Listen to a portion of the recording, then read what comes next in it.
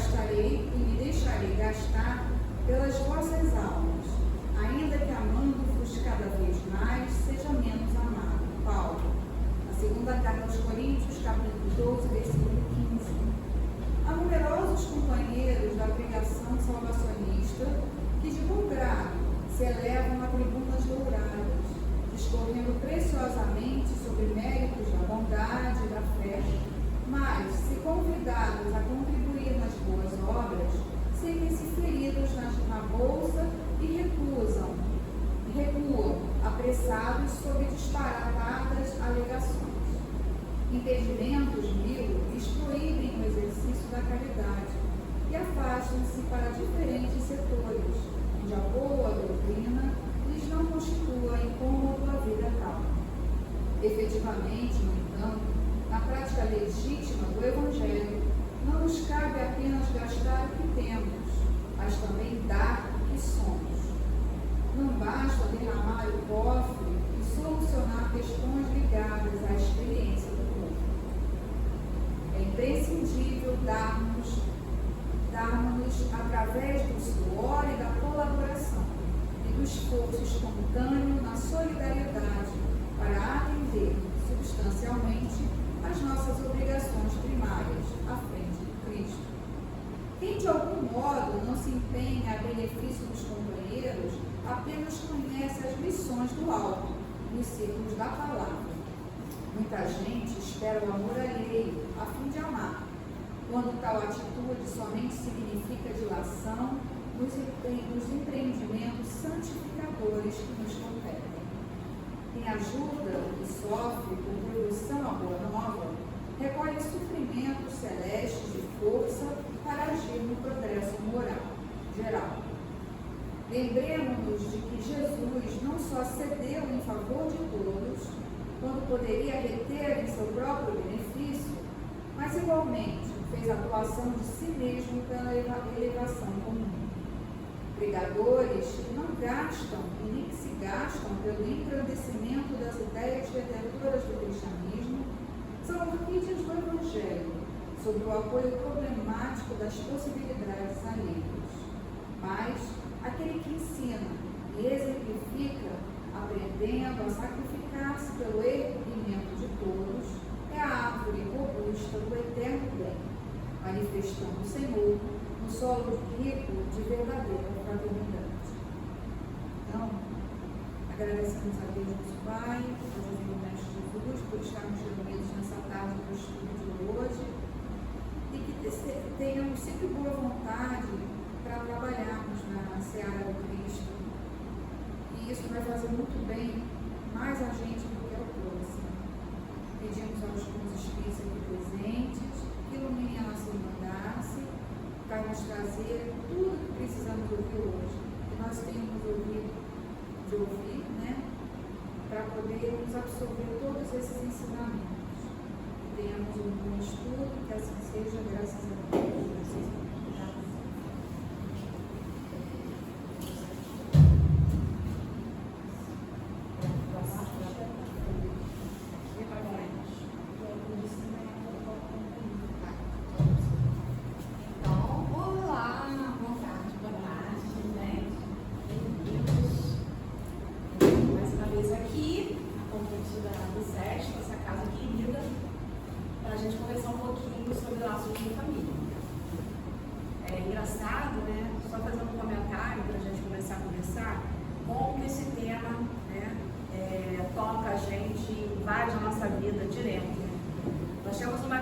Eu sou do Califeiros, aqui pertinho, na minha barriga. Nós temos uma atividade na casa, boa tarde, meu querido. Nós temos uma atividade lá na casa que se chama Sala de Conversa. Então, no treinamento, nós tivemos assim, a gente escolhe um tema, uma página da doutrina. Nós digamos assim, que a página vai falar de trabalho no bem. Então, o tema da página é trabalho no bem. Aí depois a gente vai provocando as pessoas que estão na sala com perguntas relacionadas ao tema, né? Então, trabalho no bem, vamos levando. É impressionante como vem sempre os problemas de família. Eles aparecem durante uma sala de conversa. Então, a gente chama né? Aí aquele grupo, por exemplo, terça à tarde, segunda de manhã, a gente chama de subtema. Cada grupo tem o seu subtema, as pessoas que frequentam o centro temporário, né? Mas é engraçado como é que geralmente os temas, eles vão para o assunto família. Então, mesmo que o tema seja uma coisa, por exemplo, sofrimento, vamos falar sobre sofrimento, aí vem família. Vamos falar do trabalho no bem, família, aí vem. Então, é o subtema do grupo, mas a maioria das salas de conversa vão sempre parar nesse tema. Então, inclusive, foi orientado para a gente, não procurem o tema família para a sala de conversa. Fuja um pouco, porque as pessoas vão se inclinar para esse assunto. Né? Então, é mais assim, para abrir um pouquinho as possibilidades de quem está participando, de quem está se aproximando da doutrina espírita. Né? Então, nosso tema, família, né? Foi dada uma fundamentação. A principal está no Evangelho segundo o Espiritismo, onde tem um capítulo, honrai vosso pai e vossa mãe, e também no Livro dos Espíritos, porque você viver em família faz parte da lei da sociedade, que é uma lei moral, que está na parte terceira do Livro dos Espíritos. Então, nós precisamos viver e conviver em sociedade. E a família, né, uma criança que nasceu, qual o primeiro laço dela em relação à sociedade? É a família. Né? Depois vai crescendo, vai para a escola e outros caminhos que a criança vai tomando. Mas viver em família também é uma lei de Deus, é a lei da sociedade. Mas aí a gente vai conversar um pouquinho, né, sobre família. Então vamos ver primeiro qual é a definição de família, né? Qual é a definição de família? No dicionário, família é uma unidade básica da sociedade formada por indivíduos com ancestrais em comum, né, ligados por laços afetivos. Então, nossos avós, bisavós, e eles continuam nossos familiares, mesmo desencarnados, tá? Então, para quem mas eu não conheci minha avó, não conheci minha bisavó, continuam sendo sua família, só que desencarnados. E tem os encarnados, irmãos, mais assim, a gente foca mais assim, numa família mais nuclear, né? Pai, mãe, filho, irmão, avô, avó, primos, aí já vai abrindo um pouquinho menos, né? Às vezes tem uma proximidade, uma afinidade maior. E no Estude Viva, que é esse livrinho aqui, que tem uns capítulos muito bons sobre o estudo de família, tá? O Estude Viva, no capítulo 40, tem a seguinte definição: família é o grupo consanguíneo a que você forçosamente se vincula por remanescente do pretérito. Esse pretérito aí, gente, está se referindo a vidas passadas, tá? Livro é espírita. Estamos numa casa espírita e vamos conversar sobre temas espíritas. Então, esse pretérito não é quando eu era criança, ele está se referindo a vidas anteriores, tá? Ou em posições de afinidade com vistas ao burilamento pessoal. Aí, quando a gente ouve assim, forçosamente se vincula ao remanescente do pretérito, a gente lembra de quem? O livro do Nosso Lar, do André Luiz. O André Luiz, quando foi do Nosso Lar, ele sempre preocupado com a esposa, já ficado viúvo, e os filhos. Mas quem ele encontra lá no Nosso Lar? A mãe dele. E depois ele ficou sabendo que a mãe dele, que já era um espírito superior, já estava se preparando para reencarnar, para auxiliar o marido, que estava no umbral, e as duas amantes do marido, quando ela ainda era casada com ele, já vivia com ele, encarnada, então ela ia reencarnar para auxiliar o marido e as duas amantes que iam vir como filhas. Olha o laço, olha o enlace. Né? Então, alguns trocando de papéis, e no caso dela não. Ela ia casar com ele, conhecê-lo, ia ter duas filhas que no passado eram amantes do marido. Às vezes, trocam-se os papéis. Esses papéis precisam ser trocados. Do tipo, Eu hoje tenho 2 filhos, mas eu posso vir à frente e reencarnar sendo filha ou filho de um dos meus filhos. Então, é necessário que a gente passe por várias experiências de filho, de mãe, e assim, daquelas pessoas que a gente precisa resgatar alguma coisa, precisa reparar algo, né? Então, aí é papo para outra palestra, não podemos ir muito à frente nesse âmbito, não. Então, vamos lá.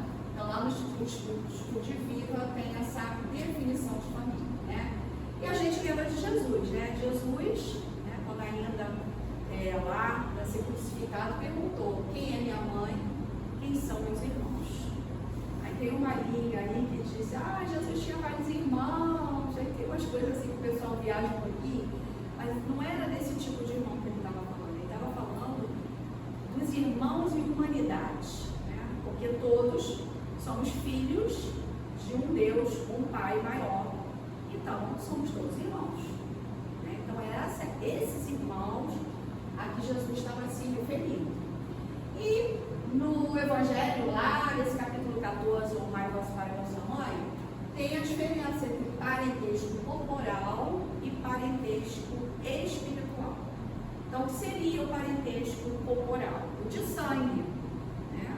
Então, meu filho, minha filha, aqui no planeta reencarnados. Só que dentro dessa família, que é uma parentela corporal, podemos ou não estar ligados a uma parentela espiritual.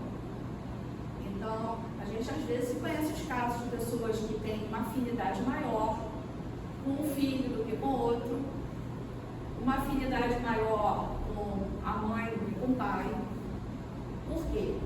Por que essa afinidade? Onde que foi criada essa afinidade? Provavelmente em vidas anteriores.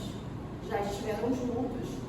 E por isso, como eles estreitaram esses laços e fortaleceram com a vida no corpo físico, tem essa afinidade e podem estar também numa família ou no laço espiritual.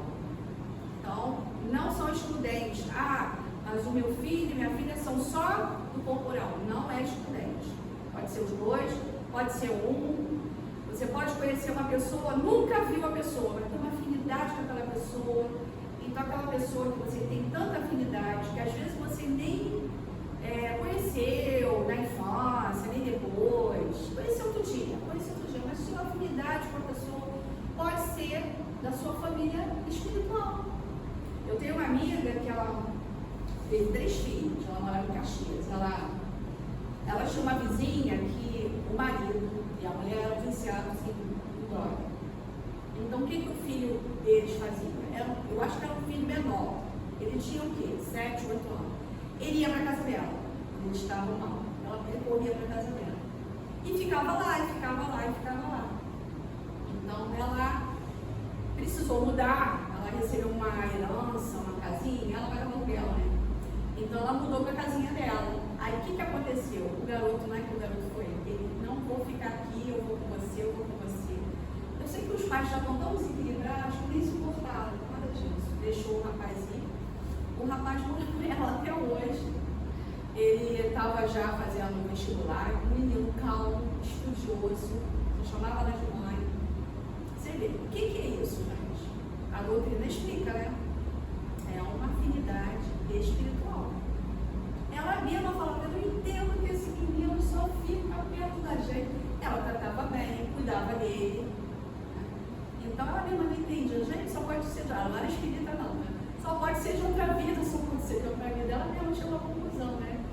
E realmente, o Davi, o Davi está estudando, o Davi está estudando, ele quer ser militar, ele era muito dedicado no estudo. Mas assim, aquele filho que todo mundo deseja e nem sempre vem na forma que a gente deseja, mas não é o que a gente deseja, que Deus, né, manda e que a gente precisa, né? Então não pode escolher tanto assim, não. E aqui nessa página do Caminho, Verdade e Vida, que também está aqui, a minha capa é velhinha, ó, eu uso pra caramba aqui esses livrinhos, né, do Emmanuel. Aí lá tem, né, a definição de família e de parentela.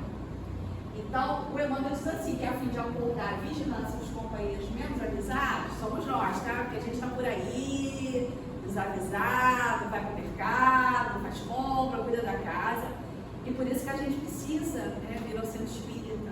Se você ficar afastado, você vira aquele desavisado ali. Né? A gente não queremos ser desavisado. Okay?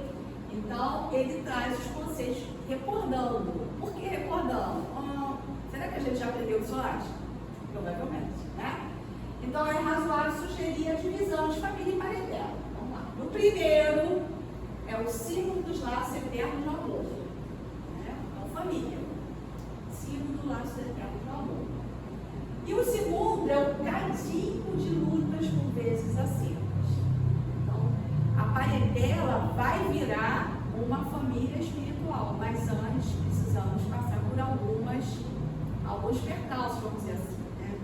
Como é que eu vim parar no espiritismo? Eu vim parar no espiritismo por conta de um filho, meu filho mais velho, que me deu muito trabalho na adolescência. Então, eu não conseguia auxílio eu era católica. O pai falou para mim, minha filha, eu não posso te ajudar.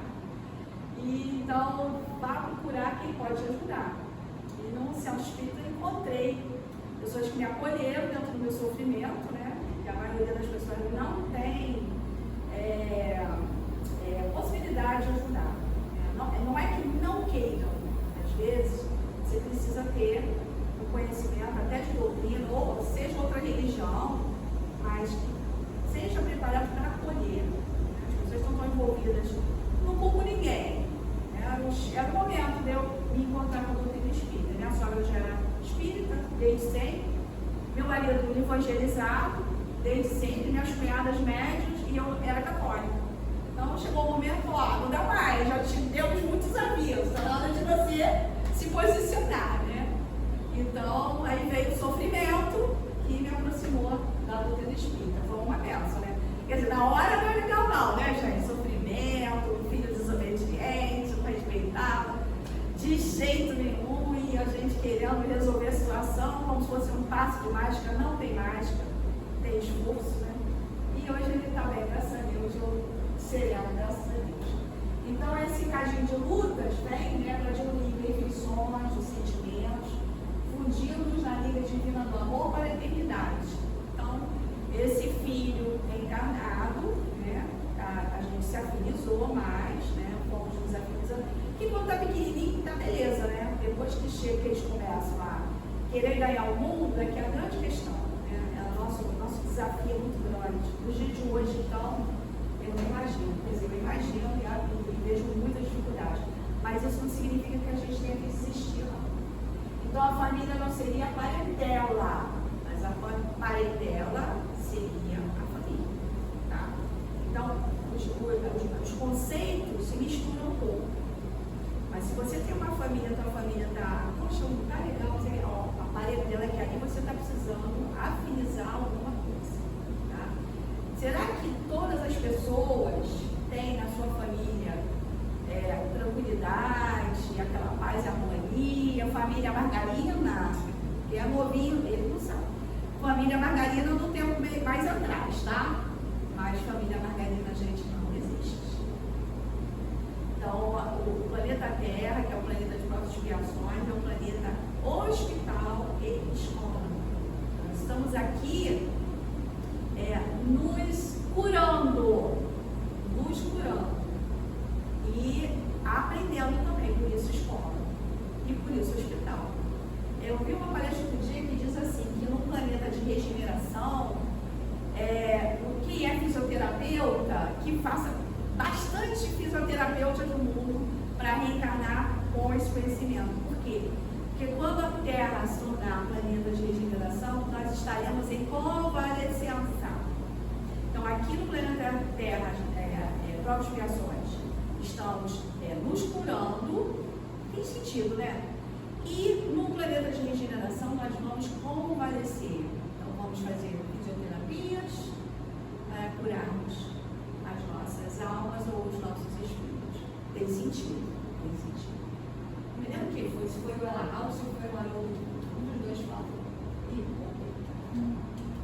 Então, aí Aí lembrando que eu falei da lei da sociedade, né? Da lei da sociedade, que está lá na questão 774, fala dos animaizinhos, né? Se começa o Kardec lá e o Espírito Kardec falando que diverso dos animais é o destino do homem, porque então que ele identificava com eles. Quer dizer, não dá para comparar o ser humano com o animal. Vocês vejam, se vocês pegarem um documentário sobre animais, girafa, por exemplo, você vê o parto de uma girafinha, ela cai no chão e já levanta. E nós, seres humanos, não tem condição. Então não dá para comparar. Então o elefantinho também, a mãe fica lá empurrando ele até ele levantar, tem que levantar. É uma questão de sobrevivência deles até, né? Então não tem essa de esperar um ano, de andar, não tem isso. Né? Então não dá para comparar. Porque há no homem alguma coisa a mais além das necessidades físicas. Essa necessidade de cuidado na primeira infância, na segunda infância, nossa, é uma dependência que a gente tem, mas por quê? Para apertar os laços familiares. Imagina uma pessoa que teve um desafeto muito grande em outra vida. A gente até tem a história no livro Missionários da Luz, a história do Segismundo. Um desafeto muito grande, que você não quer nem pensar em reencontrar, nem espírito, nem desdobrado para o plano espiritual encontrar esse desafeto. E esse desafeto, que provavelmente te assassinou, que é a história do Segismundo, ele reencarna como seu filho. Olha isso. Seu filho que você precisa cuidar, seu filho que você precisa trabalhar para oferecer para ele o que você puder, e educar, e, por consequência, aos poucos, amando. Olha que coisa, né? Então, por isso que a gente nasce tão desprotegido, vamos dizer assim, e precisa de uma família para cuidar, porque esse cuidado é um treino para o amor. Ah, mas todo pai, toda mãe ama o filho? Não é assim, não é bem assim, né? Porque depende de quê? Livre-arbítrio. Então, eu posso reencarnar numa família em que eu fui a pessoa pior para aquela mãe daquele pai. Mas vai ser livre-arbítrio deles, o desenvolvimento deles, o cuidado deles, que eles vão aceitar ou não, né, esse cuidar de mim, cuidar desse filho tão difícil que a gente não lembra. A gente dá a nossa consciência física, mas o espírito sabe. Então, se vocês pegarem lá o capítulo, começa lá no capítulo 2, a história do Segismundo, vocês verão como é que é difícil, né? Nesse caso foi esse que ia reencarnar, que é o Segismundo, que tinha assassinado o futuro pai dele, né? E ele já estava no plano espiritual há 100 anos e já não tinha mais nada para ele resgatar, para ele aprender, para ele estudar. Só faltava ele reencarnar na família daquele que ele assassinou, para que houvesse a proximidade entre aquele que ele matou, que seria o pai dele, e ele.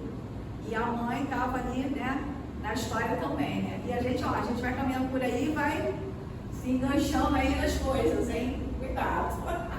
Mas não é para ter medo, não. Isso é normal, tá? Então, os laços sociais são necessários ao progresso e os de família mais apertados tornam os primeiros. Então, esses laços, conforme vai exercitando amor, né, vai apurando esse sentimento, a gente vai apertando os laços. Então, aquele desafeto de outra vida passa a ser o quê? O afeto dessa e se tornar essa família espiritual, né? Então, quis Deus que, por essa forma, os homens aprendessem a amar-se como irmãos. Lembra Jesus falando lá? Onde está minha mãe e onde estão os meus irmãos? É nesse sentido que o livro dos Espíritos fala, né? E também lá no livro dos Espíritos pergunta assim, Kardec, qual seria para a sociedade o resultado do relaxamento dos laços de família? Seria uma recrudescência, você aflorar o egoísmo. Como é que a gente vai treinar o amor se não for da nossa família? É na família que a gente... Vocês conhecem alguma família assim que brigam, mas se você for falar mal ou fazer alguma coisa para aquele ente da família, todo mundo vai, não. Eles se juntam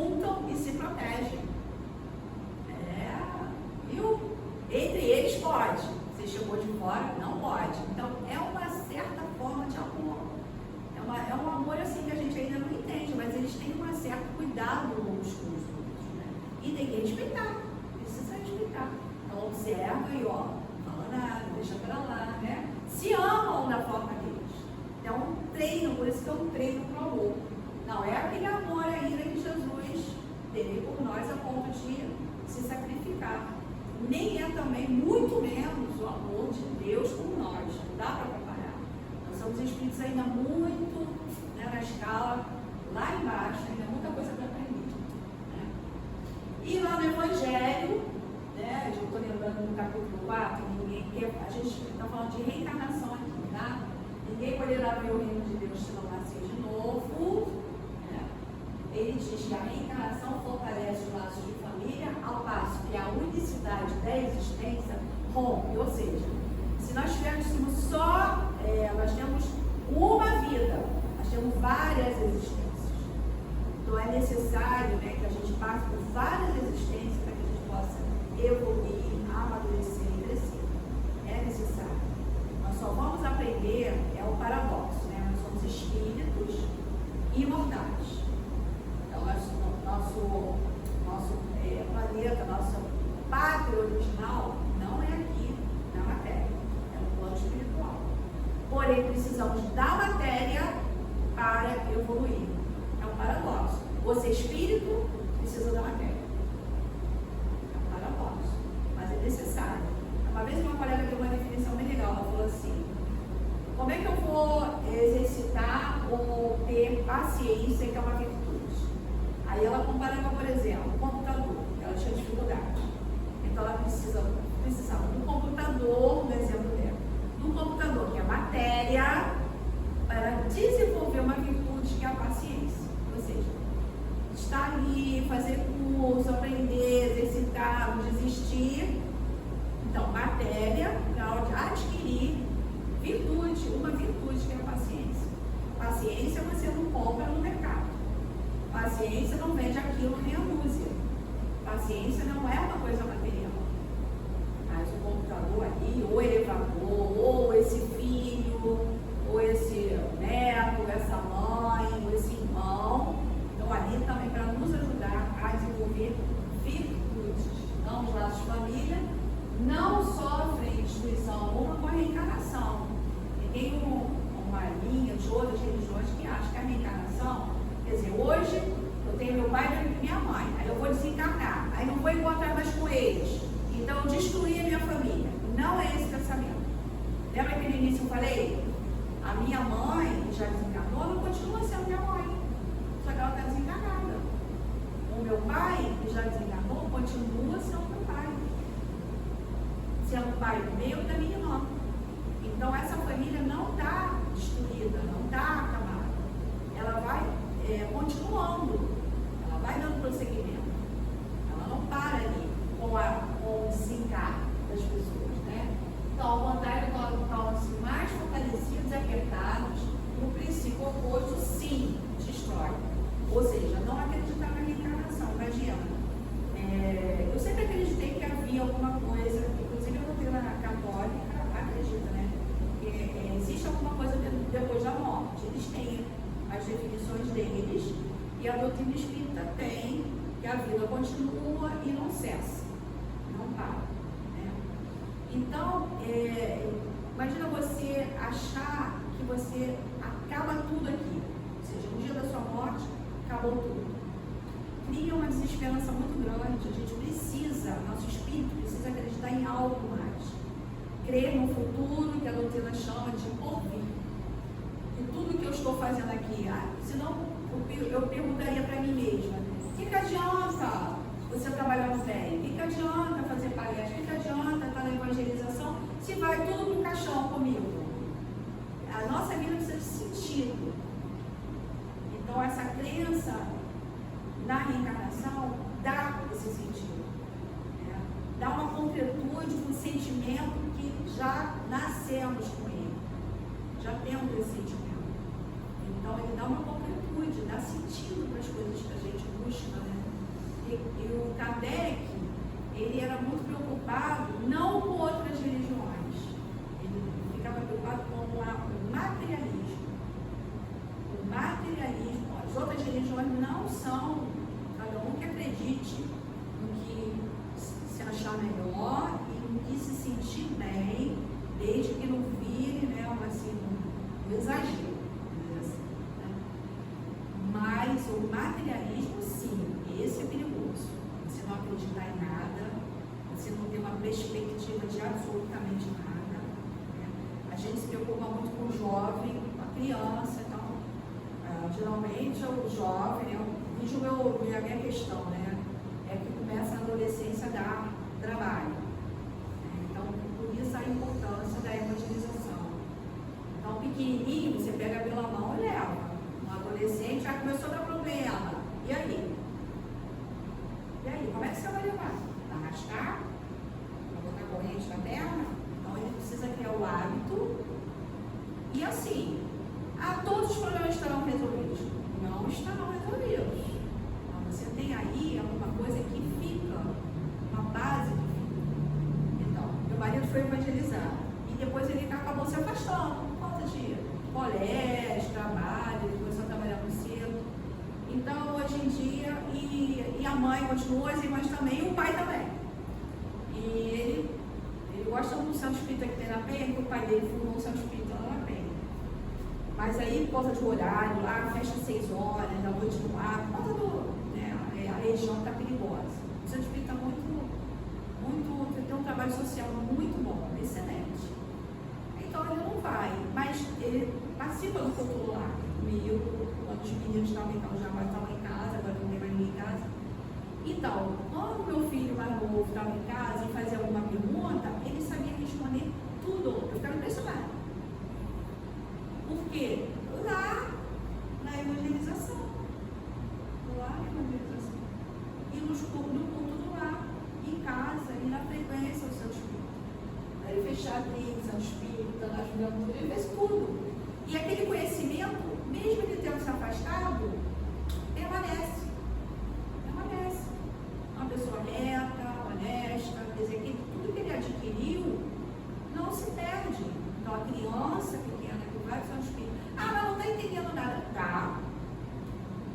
Você pode até pensar que não está, mas o espírito assimila os conhecimentos. E a gente tem, né, relatos de criança que a gente faz uma pergunta que já foi falada lá no início do ano. O que é não sei o que lá? É isso. Eles falam. Ou seja, está ali distraído, desenhando, mas está ligado, porque é o espírito. Né? Então, quando ficar maiorzinho, né, a gente já vai não doutrinando, mas acalmando aquele espírito, para que ele passe pelo que ele precisa passar, com recursos, pelo menos. E a família também, não adianta também só levar, daqui a pouco eu venho pegar, e vai embora. A família precisa estar também sendo evangelizada. Né? Então vamos lá. Aí, vocês veem, né, na televisão, quantas famílias a gente vê, desenho, achamos com os melhores familiares, com os melhores companheiros que a lei do merecimento nos atribui. Tem tanto livro com o assunto família, esse aí é um parágrafo só do livro Coragem, capítulo 1. Eu não tenho esse livro, só na internet, mas ele traz, né, essa noção. Então, gente, é mais para a gente ouvir assim, não reclama, né? Não reclama. Você está na cidade que você precisa estar, você está no país que você precisa estar, você está no bairro que você precisa e na família que você precisa estar. Então, acordar e dormir reclamando não vai surtir efeito. É claro, né, que a gente vai aprimorar e começar a entender aos poucos. Não tem milagre, tem esforço. E se o outro não entende você, faça a sua parte. E nem todo mundo está preparado ao mesmo tempo para melhorar. Né? Eu reclamo, minha mãe é isso. Fica o dia inteiro reclamando. Mas e aí? O que você está fazendo para melhorar aquela relação? Faz a tua parte. Se o outro não tem condição ainda, faz a tua parte. Isso é muito importante. E para a gente passar por esse processo, a gente precisa de uma coisa chamada concordância. Se você concordar, aceitar, concordar aquela situação, vai ficar muito mais suave, conforme dizia Jesus, né?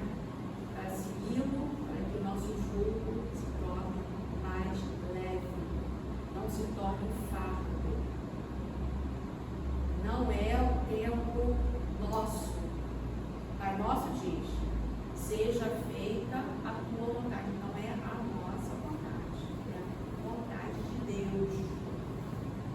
gente compreende essas coisas, nosso caminho, não vai se resolver. A doutrina espírita em nenhum momento se propõe a resolver o problema de ninguém. Ela se propõe a consolar. Por isso que Jesus disse: eu lhe trarei um consolador, uma doutrina consoladora.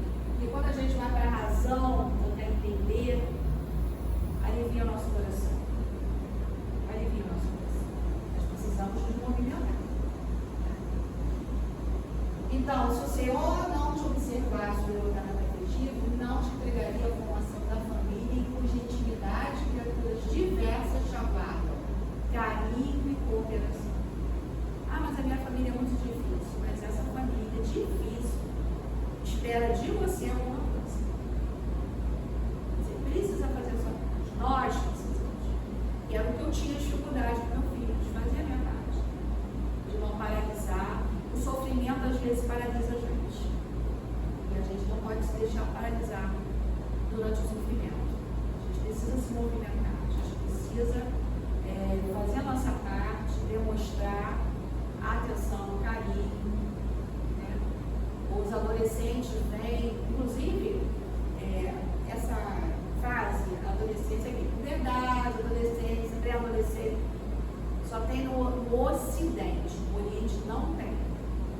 Então, é questão de clima, é questão da região do mundo, temperatura, isso tudo afeta. E na reencarnação, quando vem os hormônios, né, o jovem, criança não tem hormônio. Quando chegam os hormônios, eles mesmos ficam muito perdidos. Se a gente não tiver o mínimo de equilíbrio para acolher esse momento difícil, né, eles desandam. A quantidade, eu estava assistindo uma palestra do Haroldo, ele fez há um mês, né, isso que você tem. Está falando das 17 mil suicídios só no ano passado no Brasil. No Brasil, incluindo crianças e jovens. Então, essas crianças, esses jovens, claro, adultos também, perdidos. Aí é que é o perigo que falava Kardec sobre o materialismo. Por isso que é importante você levar, leve a criança a algum lugar. Ah, mas eu não sou espírita. Então, você é católica? Vá na igreja católica. Lá tem o catecismo. No protestantismo também tem suas atividades, mas alguma coisa que tire esses jovens, a criança, ou adulto que seja, do materialismo. Então, o materialismo é que é a grande questão. E nos dias de hoje, né? Ter tudo que quer. Dar para o filho, neto, seja quem for, tudo que ele quer, se ele fazer ao menos um esforço para adquirir, também é complicado. Mas aí é outra história também. Né? Então, isso está no livro Coragem, Confiança e Recíproca, no da página. Então, enquanto não vem o reino de Deus, né, que Jesus falava, né, qual será esse reino de Deus? Será que a gente vai ficar tomando água o tempo todo? A gente vai ficar estudando e trabalhando.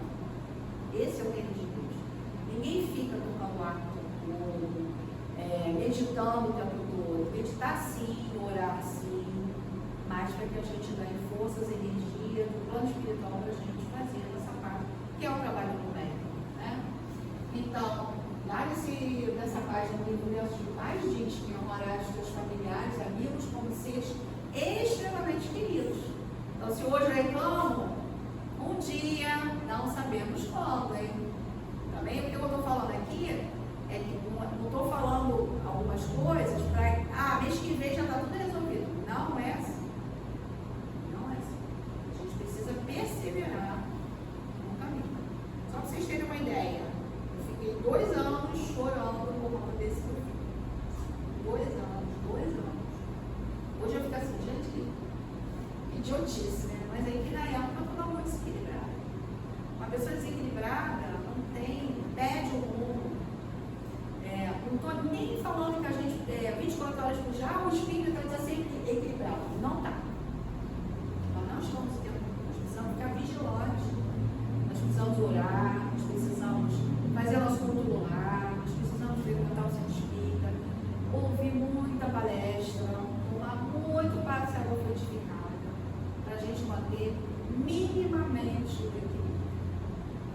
Existe um esforço muito grande. E principalmente, gente, trabalhar. O trabalho também é moral. Eu não estou me referindo somente ao trabalho do cômodo de cada dia, mas ao trabalho no bem. Isso nos fortalece demais. Sem comentários até, porque é uma coisa que a gente vira quase que... Sabe quando a pessoa que vai na academia todo dia e depois não consegue nem parar de ir na academia, porque aqueles hormônios dos exercícios físicos vão para a corrente sanguínea e vira quase que um vício, é igual, entre aspas, uma droga, né? Você tem, isso aí também precisa de equilíbrio.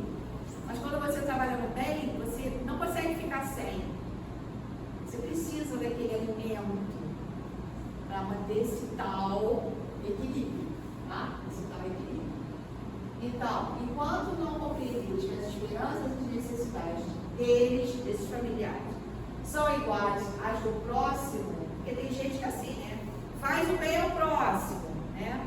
Eu venho aqui no centro todo dia, eu distribuo a cesta básica, aí chego em casa reclamando, dando pataria em todo mundo. Você lá no centro espírita não faz tanta coisa boa, e dentro de casa? Para levar para dentro de casa também. Essa gentileza, a amorosidade, a afabilidade que você doa no centro espírita, leve para casa também. Né? Porque quem está em casa observa. Ela vai todo dia no centro espírita, mas quando chega aqui em casa, chega aí com a mão. Mesmo os pequenininhos já observam isso. A gente precisa ser ao próximo, né? Porque quem está em casa com a gente é o nosso próximo também. São nossos próximos. E são os próximos mais próximos, né? Que a gente precisa dar atenção. E às vezes a gente não dá. Né?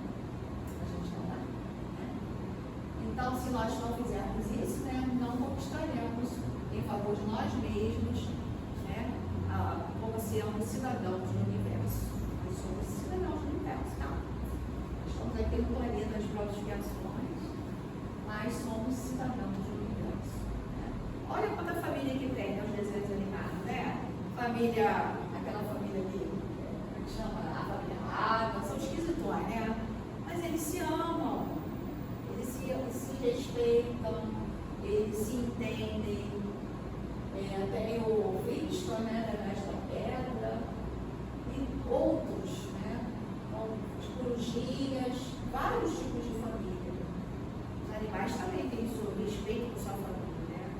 Os animais, quando está pequenininho, né, a mãe, a galinha, assim, não deixa ninguém chegar para o pet, né? Depois que ela vê que eles já podem caminhar sozinhos, ela vira as costas, a leoa também, né? Os felinos, deixa ali à frente. Mas eles cuidam muito da sua parentela, né? Da sua família. Então, lá nesse livro também, o Estude Viva, esse livro ele traz páginas, né? Cada tema tem 2 páginas, e sempre baseada no Evangelho e no Livro dos Espíritos. Nesse capítulo, capítulo 15, no Evangelho, no capítulo 14 e no Livro dos Espíritos, não é o nosso assunto de hoje, né? Tem na seara doméstica. Então, o irmão vai falando algumas coisas aqui, eu vou trazer algumas coisas para a gente dar uma refletida, tá? Umas coisas interessantes para a gente refletir. E aí o irmão vai falando, né? Ele diz que todos somos irmãos, uma família só. Então, temos a nossa família consanguínea, ou a nossa parentela, mas todos somos irmãos. Irmãos, inclusive, de Jesus, tá? Mas até alcançarmos a fraternidade suprema, estagiaremos através de grupos diversos de aprendizado e aprendizado, de reencarnação em reencarnação. Quando é que chegará essa fraternidade suprema, gente? Quando a gente estiver num planeta muito mais elevado que o planeta Terra. No planeta de regeneração, a gente está na transição planetária, né? Passando do planeta de transformações para ir no planeta de regeneração. Lá será muito melhor. Teremos uma fraternidade. A palavra-chave, segundo o livro A Gênese, a palavra-chave, né, o sentimento ou a qualidade máxima para a gente mudar de condição de planeta é fraternidade. Fraternidade. E aqui nesse planeta é necessário que ocorram alguns flagelos para que a gente sinta pelo outro, faça pelo outro, tenha a fraternidade como ponta de lança. Vamos dar o exemplo da enchente do sul. Quem aqui não se posicionou ou procurou fazer alguma coisa pelos irmãos do sul? Foi um flagelo que aconteceu lá. Flagelo físico, né, da natureza. Mas a fraternidade imperou naquele momento. Então nós ainda estamos no momento em que necessitamos que os flagelos naturais solicitam da gente a fraternidade. Mas chegará um dia que não será necessário um flagelo natural para que sintamos a verdadeira fraternidade. Quando passarmos de condição para o planeta de regeneração. Ainda haverá sofrimento? Sim. Ainda haverá dor? Sim. Mas nós estaremos diferentes, nós estaremos mais fortalecidos para enfrentarmos situações que são necessárias para o nosso aperfeiçoamento, para o nosso progresso espiritual. Né? Então, a Ana Paz já fala também, né, de que no cotidiano, na companhia dessas criaturas, que mais estranhadamente se nos associa ao trabalho, chamam-nos, né, de esposo, pai e filho, parentes ou companheiros. Então, são esses que nós precisamos estar perto para que possamos exercer esse amor que a doutrina espírita fala. E por muito se nos impessoaliza esse sentimento, somos defrontados em família pelas ocasiões de prova ou de crise. Então, gente, essa coisa da família margarina não existe. Então, mesmo aquela família da novela, da fotografia, da propaganda, não existe. Você vê às vezes um casal, que casal lindo, queria tanto que meu marido e eu tivessem, eles estão bem assim. Ela vê entre quatro paredes, como é que eles brigam a beça. A gente não sabe. A gente adora uma ilusão, né? A gente ama uma ilusão. O espírita também adora uma ilusão. Então, nós estamos no planeta das próprias criações. Não existe perfeição aqui. Não existe unanimidade. Jesus foi unanimidade, gente? Até hoje, Jesus passou quanto tempo?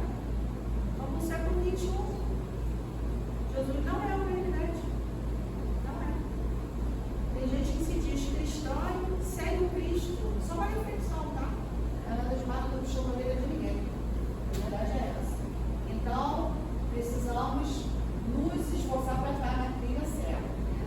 Então, se já conquistamos mais algumas experiências, é forçoso a fim de ajudá-los. Então, você está no centro espírita, está estudando no centro espírita, está fazendo ESG na segunda-feira à noite, online, com a Mônica, 8 horas, com quem? Com a Mônica e com a Rosa. Você está fazendo, né? Você tem, eu chamo de maletinha. Você tem a maletinha da doutrina espírita. E aí, na tua família, os outros não têm a maletinha da doutrina. Então, quem é que tem que usar a maletinha? São os outros ou você? É você. Colocar em prática o que você ouve, que aprende na doutrina espírita. É você que tem que abrir a maletinha e colocar em prática. Né? Então, se você já tem, coloque em prática. Né? Então, a fim de ajudá-los, cultivando a bondade, a paciência, fazendo a sua parte. Tem uma coisa que a gente precisa ter em mente. É uma coisa que eu aprendi assim. Tem umas frases assim, ela até sabe, ela foi para outra sala de conversa com o André trabalhando. Tem umas frases assim que são importantes pra gente. Essa é legal. Ninguém dá o que não tem. Porque se você colocar isso na sua cabeça, você vai aceitar o outro da forma que ele é. Então você não vai ficar exigindo que o outro te ofereça coisas que ele não tem condição de dar e que você fica cobrando que ele te ofereça. Se ele não está te oferecendo, é porque não tem para dar. Então tem uma colega uma vez que ela falou assim: eu sou filha única, meu Deus do céu, se eu tivesse pelo menos um irmão para me ajudar. Amiga, se você tivesse 10 irmãos, a tua questão com a sua mãe seria você como ela. Os outros 9 irmãos que você acha que iria dividir, não sei. Não sei. Oi, fala. Funciona mesmo. Pessoal, viu? ela botou em prática. Funciona. Botou em prática o ninguém dá o que não tem. A gente precisa ter isso na cabeça. Porque hoje você aprende a não cobrar do outro. Aí você entra na indulgência. Se coloca no lugar do outro. Poxa, fulano não está fazendo isso, não está me entendendo, está irritado. Opa, ele não tem para dar. Aí você aprende com isso a indulgência, se colocar no lugar do outro. Pode ser naquele momento, pode ser para a vida toda. Eu melhorei muito a minha relação com a minha irmã quando eu entendi. Eu achava que ela, você tem que vir, tem que visitar a mamãe, tem que ficar aqui todo dia, como eu fazia. Ela não ia, passava 2 meses, não ia lá. Aí quando eu entendi, eu falei, gente, ela não vai, porque ela não consegue, ela não tem para dar isso. E não é por isso que a pessoa é pior, não é. O parâmetro, a gente coloca como parâmetro a gente, nós não somos parâmetros. Jesus é parâmetro. Jesus é músico. Ele sim. Nós, parâmetros, não somos parâmetros. Nós estamos no esforço de melhorar. Ainda. Então quando a gente usa essas frasezinhas, né? Ninguém dá porque não tem, é ótimo. Tá? Vale a pena. Vale a pena essa daí. E quando eu continuo na página, né? Essa página é muito boa, né? Se suportamos dificuldades e desacertos para atingir determinados conhecimentos, atravessamos tentações afetivas e em alguns casos sofremos queda imprevista, quando nos levantamos à custa de amparo daqueles que fizeram da virtude não uma alavanca, mas sim um braço amigo. Então que a gente possa desenvolver as virtudes para que sejamos braços amigos, usando as nossas virtudes envolvidas com o quê? Com esses atritos, porque numa família acontecem os atritos. Esses atritos são para a gente se afinizar. Se você pegar 2 pedaços de madeira crespos, esfregar tanto, eles vão alisar de um lado e do outro. O que é isso? Se afinizaram, se atritaram tanto que alisou. É isso que acontece nas nossas famílias. Oi? Boa? Eu espalhei aqui, né? Já está aqui, né? Então vamos seguir. Então lembremos que nossos entes amados são consciências livres. Então quando a gente entra nesse do ninguém dá o que não tem, e entra na indulgência, compreende a posição do outro, né? A gente entende também que ele tem o direito de escolher, de não fazer, não é obrigado a fazer. E o livre-arbítrio, como é que fica? Deus respeita o nosso livre-arbítrio. Por que nós não respeitamos o livre-arbítrio do outro? Tá? Tem alguma coisa errada aí, né? Então, se errados, né? Se ser familiar é errado, não será lançado condenação que poderemos reajustá-los. Isso funciona bem no fim. Se você condenar, você precisa tentar acolher e explicar. Tentar entrar, eu não digo acordo, né? Mas explicar, acolher, né? Para que possamos reajustá-lo. E filho é missão, tá, gente? A gente reencarna por alguns motivos: prova, expiação e missão. Então, quem acha que ter uma família, constituir uma família não é missão, está equivocado. Não é missão Chico Xavier, de Valdir da Franca. São pequeninas missões que a gente precisa, né? Foi combinado lá no plano espiritual, tá? Gênero de provas. Nós combinamos no plano espiritual. Ter família, nascer naquela família. Quando seu filho fala assim para você, ou alguém falar para você assim, eu não pedi para nascer, você fala assim, engano seu, não só pediu como implorou para nascer nesta família. Nesta família, nós também, tá? Nós também.